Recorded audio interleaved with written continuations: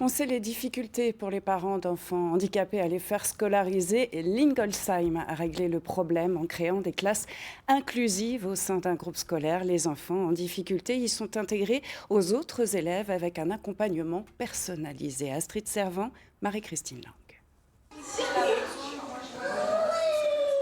Un début de journée difficile pour Koussaï.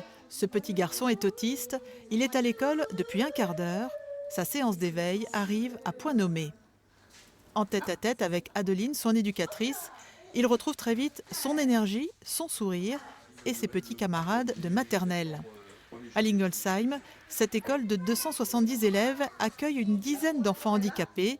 C'est bien plus que la moyenne nationale. Ici, tout a été pensé pour que les enfants puissent grandir ensemble.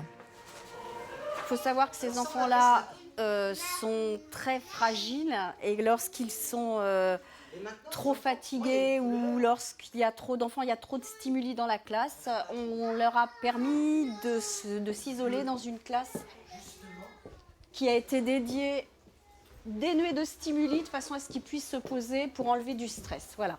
Ils sont accompagnés de leur AESH lorsqu'ils viennent dans cette salle.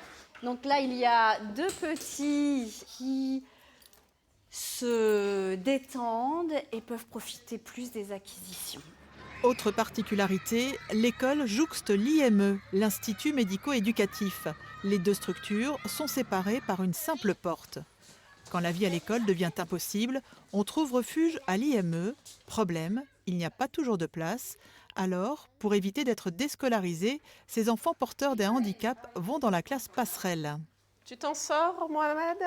Un dispositif sur mesure. On avance à leur rythme. Donc il y a des objectifs d'apprentissage plus ou moins scolaires, ce qu'on appelle de scolaire, en fonction du niveau des enfants.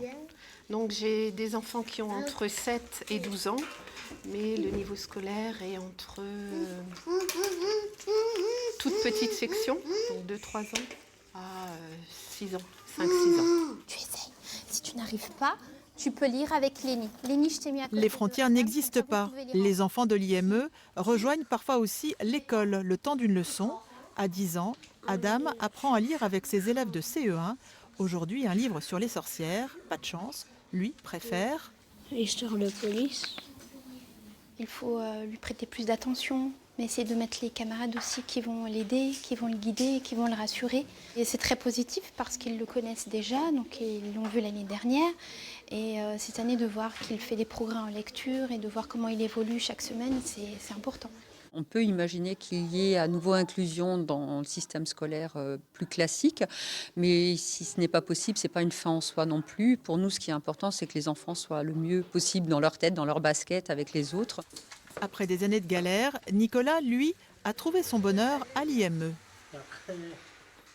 Quand il vient, il est content. Il court, il sait où est sa classe. Il a ses petites habitudes, quoi. C'est vraiment très adapté à lui et il évolue à son rythme. On est plus tranquille maintenant. Il a une place là maintenant, on est sûr, il est tranquille maintenant. Oui, ça nous apaise, ça c'est clair. Parce que, c'est son futur. Il a la place dans la société. Adapter l'école à l'enfant porteur d'un handicap et non l'inverse.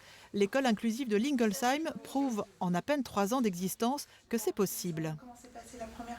Si les élèves travaillent ensemble, coopèrent ensemble, vivent ensemble leur scolarité, on peut espérer qu'après, ce sera aussi des jeunes adultes et des jeunes citoyens qui s'inscriront dans une cité riche de toutes leurs différences. Question d'engagement et de volonté collective. Une école pleinement inclusive, c'est l'ambition affichée par le gouvernement d'ici à la fin du quinquennat.